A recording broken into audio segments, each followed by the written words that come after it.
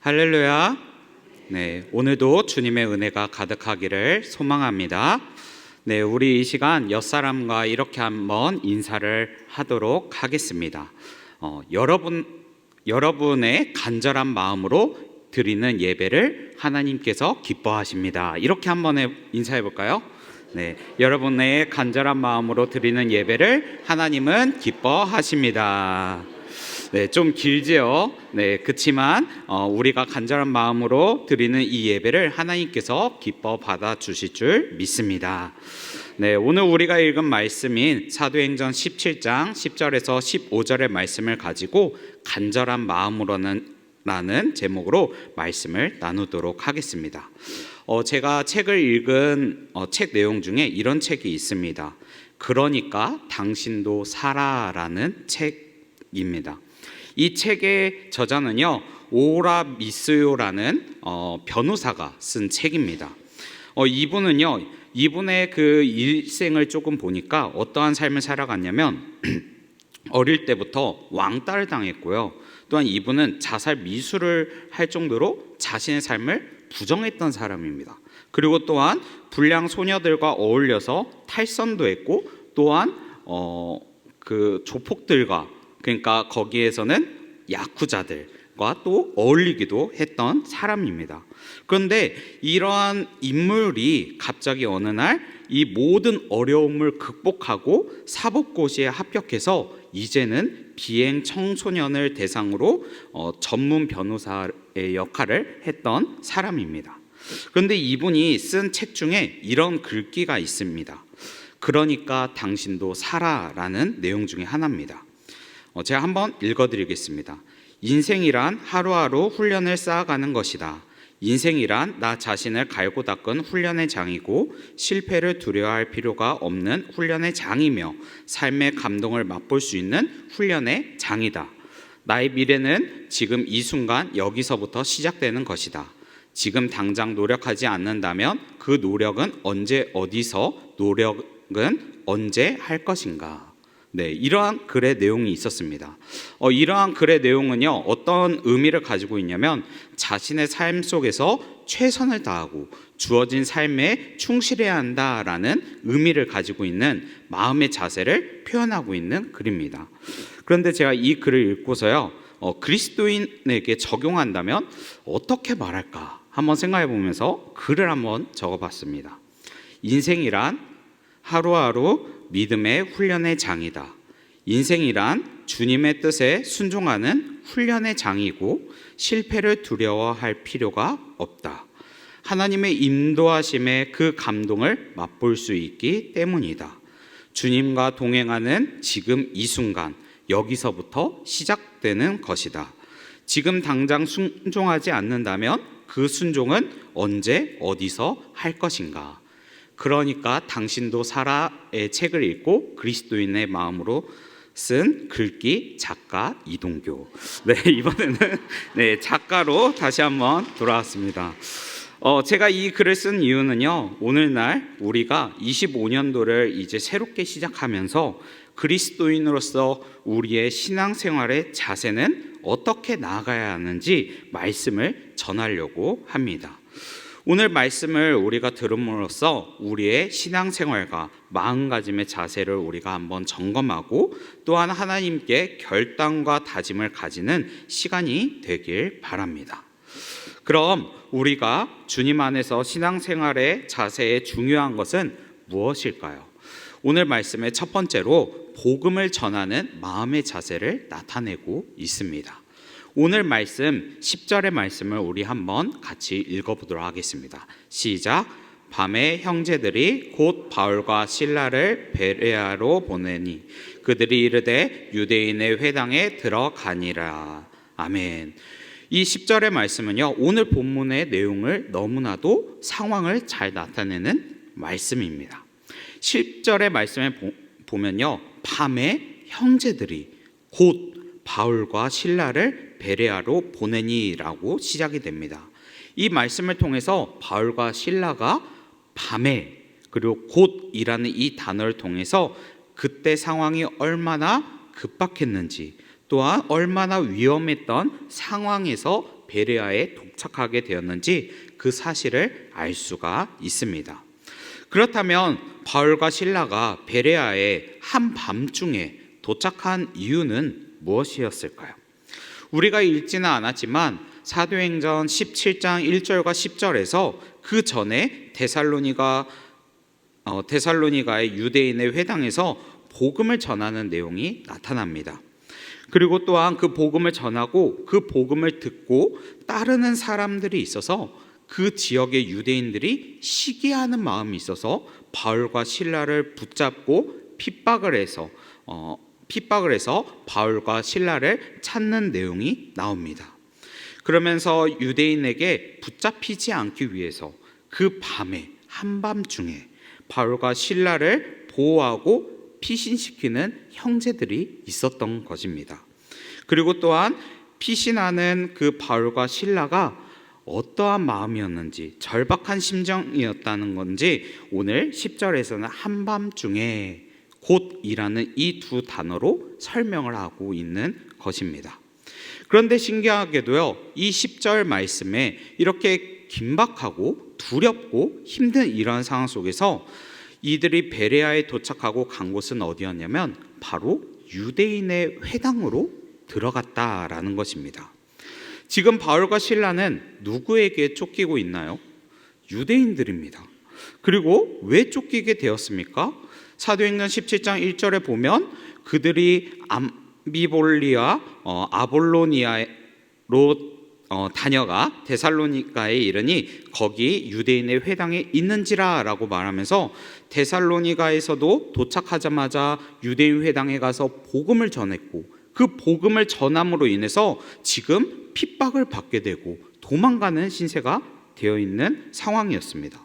그런데 지금 도망가는 상황에서도 다시 한번 베레아에 도착하니까 어디로 갔다고 해요?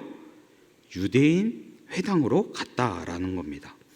베레아에 있는 유대인 회당에 들어가서 다시 한번 복음을 전하는 내용이 나타나는 거죠. 우리가 한번 바울과 실라라고 생각을 해보고 우리가 그 상황을 생각해 봅시다.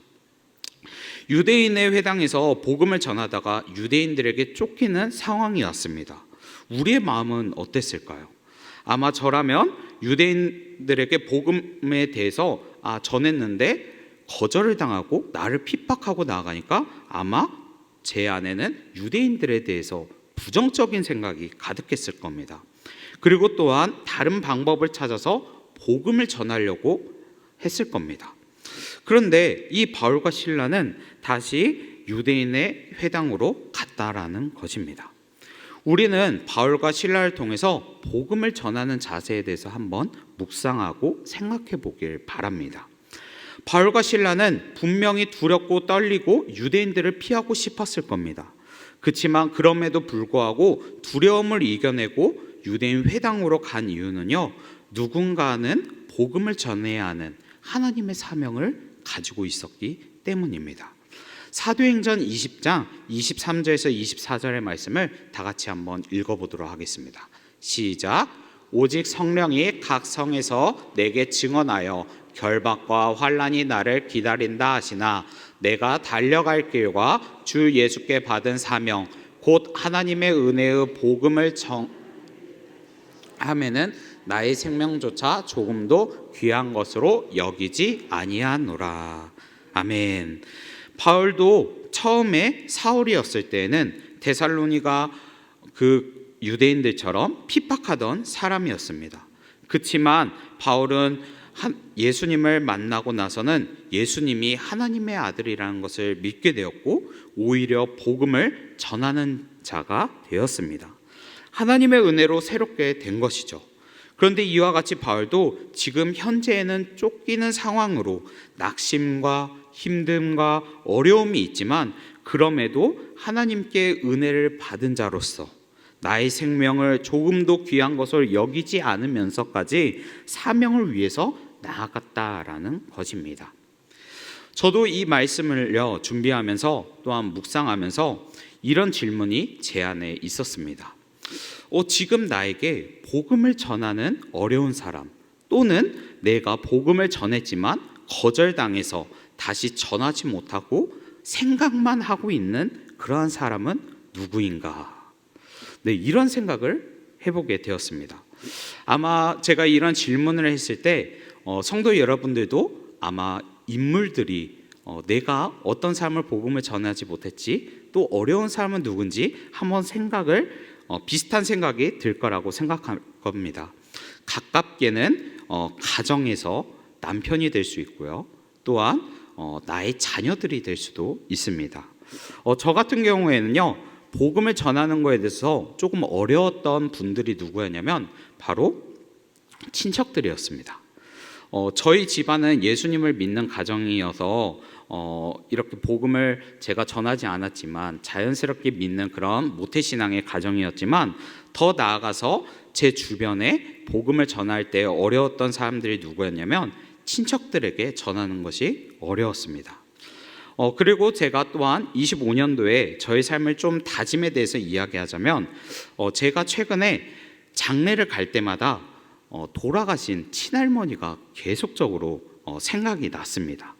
그러면서 친할머니의 그 기도 제목이 생각이 났는데요, 그 기도 제목이 무엇이었냐면 바로 손자 손녀가 예수님을 믿고 구원을 받고 천국에서 만나는 것이 매일 기도하는 할머니의 기도 제목이었습니다.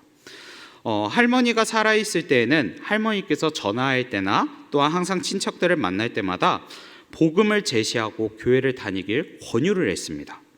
그리고 할머니가 돌아가신 후에는 친척들과 만나거나 연락을 하게 되면 저희 가족이 친척들에게 교회를 다니라고, 또한 예수님을 믿어야 한다고 이런 권유를 하게 되었습니다. 그런데 복음 제시 이후에는 그 친척들의 마음은 어땠냐면 항상 복음을 제시했지만 거절을 항상 많이 당했습니다. 거절을 계속적으로 당하자 그 다음에 어떠한 생각이 들게 될까요? 저의 마음은요, 어떠한 생각이 들었냐면 아직 때가 아닌가 보구나, 언젠간 받아들이겠지, 또 아니면 내가 예수님을 믿고 교회 다니세요라고 말하면 기분 상해하고 싫어하지 않을까, 이러한 생각을 가지게 되었습니다. 그러다 보니 저도 이번에 다짐을 하면서 이런 생각이 들었습니다. 할머니가 돌아가시고 초반에 나도 열정적으로 복음을 제시하고 권유하다가 그 다음에 조심하게 되었는데, 이번 장례식장에 가면서 이런 생각이 드는 거죠. 내가 복음을 전하지 않는다면 누가 복음을 전할까? 할머니가 살아계실 때는 할머니가 복음을 권했지만 할머니가 돌아가신 지금은 할머니를 대신해서 누군가 복음을 전해야 하지 않을까, 이런 생각을 저에게 마음에 주시더라고요. 그러면서 제가 결단했던 것은 바로 이번 설에는 친척을 다시 만난다면 다시 한번 더 복음을 전하고 권유해야겠다라는 다짐을 생각하게 했습니다. 그런데 오늘 말씀에서도요, 바울과 실라 또한 이런 마음이지 않을까 생각을 합니다. 데살로니가 교회에서 복음을 전하다가 그곳에 있는 유대인들을 통해서 한밤중에 쫓기고 도망가게 되었습니다. 그런데 이런 상황으로 바울과 실라의 마음도 분명히 어려웠을 겁니다. 그들의 마음에는 복음의 전함에 있어서 두려움이 있을 수도 있고요, 그뿐만 아니라 꼭 유대인에게만 복음을 전해야 하는가? 꼭 유대인의 회당에서만 복음을 전해야 하는가? 이런 생각이 들면서 회피하고자 하는 마음도 있었을 겁니다. 그렇지만 바울과 실라는 자신의 마음과 자신의 생각보다 하나님의 은혜로 구원받는 그 감사와 하나님이 주신 그 사명의 길을 더 소중히 여겼습니다. 그리고 담대하게 유대인의 회당으로 가서 복음을 전했다라는 것이지요. 하나님은 오늘 본문에 나오는 이 바울과 실라처럼 오늘날 담대함으로 누군가 예수님을 모르는 사람들에게 복음을 전하길 기다리고 있습니다. 그리고 또한 이 복음 전파의 그 사명을 하나님께서는 믿는 모든 사람들에게 다 주었습니다. 사도행전 1장 7절과 8절의 말씀을 우리 한번 읽어보도록 하겠습니다. 시작. 이르시되 때와 시기는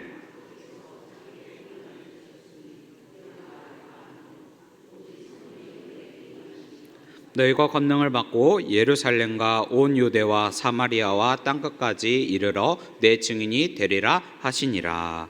아멘.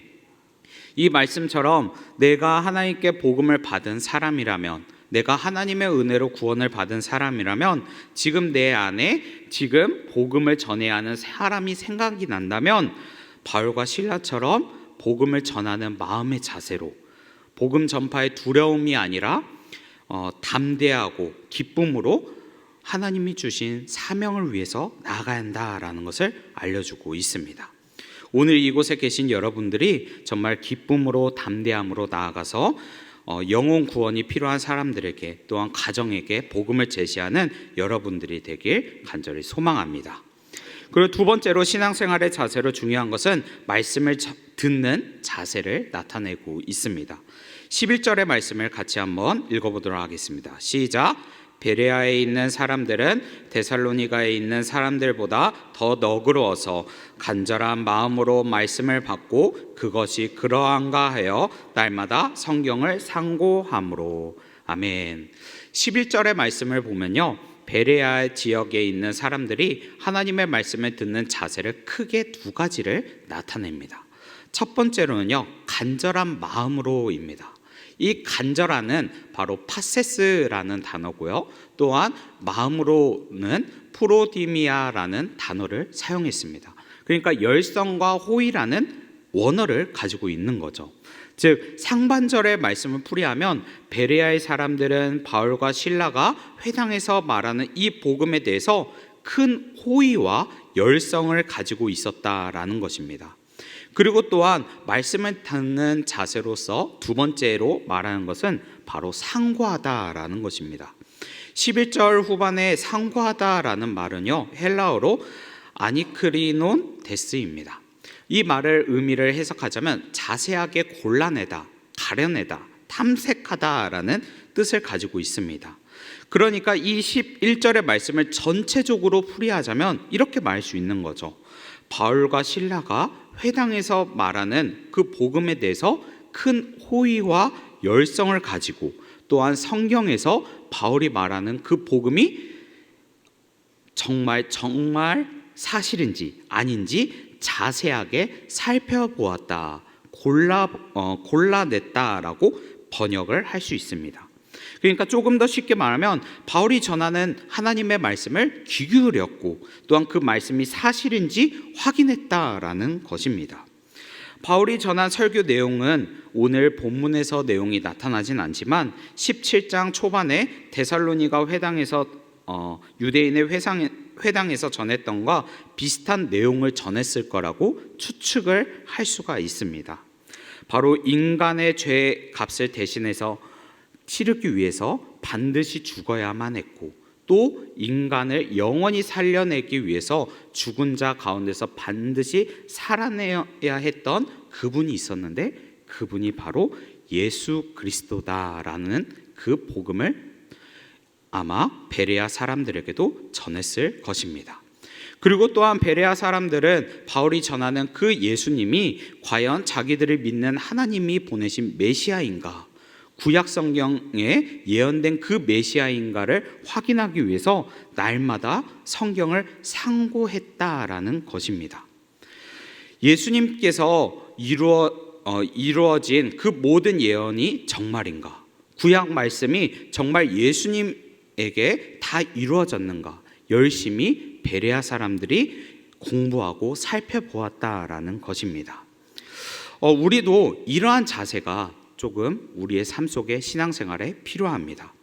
우리가 설교를 들을 때 그냥 그러한가 보다 무관심하게 듣는 그런 신앙생활이 아니라, 또는 빨리 설교 시간이 끝나길 바라면서 그냥 기다리는 시간이 아니라, 이 내용이 정말 성경에 있는가, 또한 이것이 정말 그 뜻이 맞는가 우리가 잘 생각해보고, 또한 귀 기울이고 연구하고 상고해야 한다라는 것입니다. 베레아 유대인들이 바울이 전한 복음에 대해서 확인했던 방법이 무엇입니까? 그것은 바로 구약 성경의 말씀을 통해서 연구를 하는 것입니다. 그리고 구약은 누구를 말씀하고 있을까요? 요한복음 5장 39절에 보면 이렇게 말합니다. 너희가 성경에서 영생을 얻은 줄 생각하고 성경을 연구하거니와 이 성경이 곧 내게 대하여 증언하는 것이니라. 바로 구약 성경은 곧 예수 그리스도에 대한 증언이라는 것을 예수님께서는 설명하고 있는 것입니다. 예수님이 바로 구약에서 말하는 예언한 메시아임을 알게 된다라는 겁니다. 베레아 유대인들이 이렇게 상고를 하고 연구를 하면서 예수님이 메시아라는 것을 알게 되었다면 그 결과는 어떻게 되었을까요? 12절의 말씀입니다. 같이 한번 읽어보도록 할게요. 시작. 그 중에 믿는 사람이 많고 또 헬라의 기브인과 남자가 적지 아니하나. 아멘. 바울이 전한 그 십자가의 진리, 예수 그리스도의 복음을 듣게 되었고 연구하게 되었고 확실하게 우리가 보게 되었을 때 내 안에 믿음이 생기고 확신하게 되었다라는 것을 12절에서 나타나게 됩니다. 사도행전 17장에 데살로니가 유대인들과 베레아 유대인들에게 사도 바울은 똑같이 설교를 했을 겁니다. 그러나 데살로니가 유대인들은 어땠습니까? 오히려 거부를 하고 핍박을 하고 또한 쫓아가고 또한 그 사람을 붙잡으려고 했습니다. 그러나 베레아 유대인들은 말씀을 듣는 자세로서 오히려 간절하고 신중한 마음으로 복음을 받아들이고 또한 연구하고 또한 믿음의 확신을 가지게 되었습니다. 이들은 단순히 하나님의 말씀을 듣고 그냥 맹신하지 않았습니다. 한 귀로 듣고 한 귀로 흘리지도 않았습니다. 그 말씀을 다시 생각하고 또 생각하고 구약 성경을 근거하여 논리적으로 복음을 연구했습니다. 그리고 성경을 의지해 확신을 가지고 믿음이 생기게 되었습니다. 오늘날에도 우리는 이러한 믿음이 필요합니다. 베레아 사람들처럼 말씀을 대할 때 우리는 간절하게 귀 기울여야 하고요. 그리고 보다 확실한 신앙생활을 하기 위해서 말씀을 연구하고 묵상하며 나아가야 합니다. 그렇게 되면 우리의 믿음에 점점 더 확신을 가지고 나아갈 수 있게 되고요. 또한 이러한 확신은 행여나 우리에게 유혹과 시험으로 나올 수 있는 이단들로부터 지킬 수 있는 믿음의 신앙이 될 것입니다. 여기서 우리는 중요한 교훈 한 가지가 있습니다. 그것은 바로 우리의 신앙의 근거는 철저히 성경의 근거를 가지고 나가야 한다는 것입니다. 하나님께서 우리에게 성경을 주신 이유는 무엇입니까? 바로 우리로 신앙의 근거와 삶의 기준으로서 삼기 위함입니다. 성경은 하나님의 계시이자 우리가 가야 할 길을 알려주고 있습니다. 그래서 마태복음 7장 24절과 25절의 말씀에 이렇게 이야기합니다. 우리가 말씀을 듣고 행하는 사람은 바로 지혜로운 사람, 반석 위에 있는 사람이다 라고 말합니다. 이와 같이 우리들도 하나님의 말씀을 들을 때 우리는 하나님의 말씀을 간절한 마음으로 귀를 기울이면서 나아가야 합니다. 그럴 때 우리는 그리스도인으로서 지혜로운 사람, 또한 반석 위에 있는 사람이 될 것입니다. 그럼 우리가 말씀 연구를 통해서 바른 믿음을 얻기 위해서는 어떻게 해야 할까요? 오늘날 우리가 말씀 연구를 하는 방법은요, 말씀을 읽고 묵상하며 또한 실천하는 것입니다. 그런데 말씀을 묵상하는 것보다 더 쉽게 우리가 믿음이 성장할 수 있는 방법은 무엇이냐면 바로 대예배에서 설교 말씀을 우리가 귀 기울이면서 들어야 한다라는 겁니다. 그리고 또한 그 말씀을 듣고 말씀대로 살아가기 위해서 내가 한 주 동안 결단하고 실행해 보는 것입니다. 그러면 여러분들이 주님과 동행하고 신앙의 확신이 점점점 자라나게 될 것입니다. 디모데후서 3장 14절과 16절의 말씀을 보면요, 이렇게 말합니다. 16절의 말씀을 제가 읽도록 하겠습니다. 모든 성경은 하나님의 감동으로 된 것으로 교훈과 책망과 바르게 함과 의로 교육하기에 유익하니. 아멘. 우리는 신앙생활을 할 때 어떤 자세로 나아가야 하는 것입니까? 복음을 전할 때는요, 두려움이 아니라 주님이 주신 그 은혜와 사명과 담대함으로 나아가야 합니다. 그리고 또한 하나님의 말씀을 들을 때는요, 하나님의 말씀을 듣는 듯이 귀 기울이면서 올바른 신앙생활을 하기 위해서 우리는 말씀 연구를 해야 합니다. 그럴 때 우리는 신앙생활로 인해서 나의 믿음의 확신이 생기고 나의 믿음이 자라나게 될 것이고, 또한 복음 전파로 인해서 하나님께서 그 귀한 열매를, 또한 그 귀한 행동을 기뻐 받아 주실 것입니다. 오늘 이곳에 계신 성도 여러분들이 바울과 실라처럼 하나님의 그 사명을 잘 감당하고 베레아의 사람들처럼 말씀을 귀 기울이고 또한 믿음의 확신을 가지고 실천하는 하나님의 자녀가 되길 간절히 소망하고 축복합니다.